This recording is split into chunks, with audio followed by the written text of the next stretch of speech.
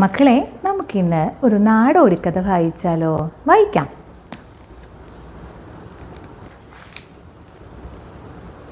ഒരിടത്ത് ഒരു വലിയ രാക്ഷസൻ ഉണ്ടായിരുന്നു. നെറ്റിയുടെ നടുവിലായി ഒറ്റ കണ്ണ് മാത്രമുള്ള ഒരു ഭയങ്കര രാക്ഷസൻ. കാടിനോട് ചേർന്നുള്ള ഒരു മില്ലിലാണ് ഈ രാക്ഷസന്റെ താമസം. മനുഷ്യരുടെ എല്ല് പൊടിച്ച് റൊട്ടി ഉണ്ടാക്കി കഴിക്കാനാണ് രാക്ഷസന് ഏറ്റവും ഇഷ്ടം. അതിനാലാണ് മില്ലിൽ തന്നെ താമസമാക്കിയത്. ദിവസവും രാവിലെ രാക്ഷസൻ മനുഷ്യരെ പിടിക്കാൻ ഇറങ്ങും.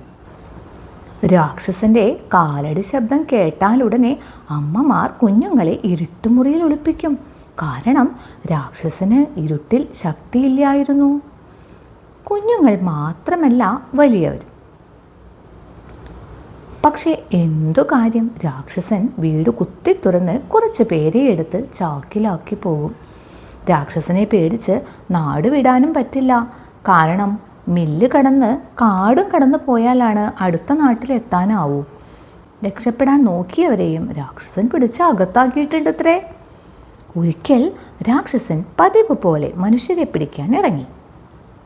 പക്ഷേ ഒരാളെ മാത്രമേ രാക്ഷസന് കിട്ടിയുള്ളൂ. ആ മനുഷ്യനെ രാക്ഷസൻ തൻ്റെ അടിമയാക്കി.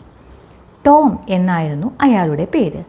എല്ല് പൊടിച്ച് റൊട്ടി ഉണ്ടാക്കി രാക്ഷസന് കൊടുക്കണം. അതായിരുന്നു ടോമിൻ്റെ ജോലി.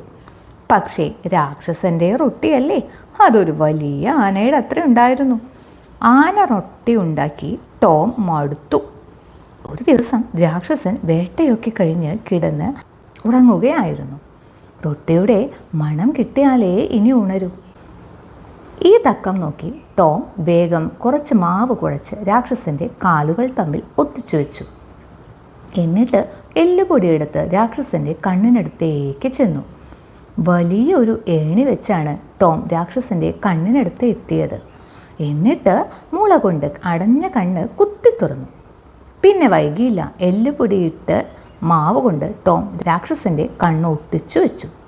ഈ സമയമൊക്കെ രാക്ഷസൻ നല്ല ഉറക്കമായിരുന്നു കേട്ടോ.